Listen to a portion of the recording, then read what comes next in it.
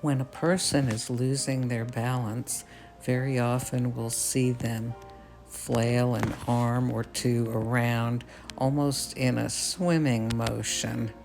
And look, that's what birds do too.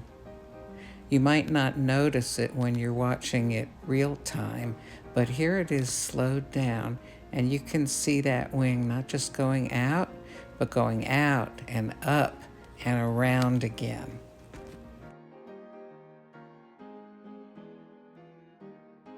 That kind of motion, much like in a person, helps to rebalance the body depending upon the position of the arms, or in this case, the wings.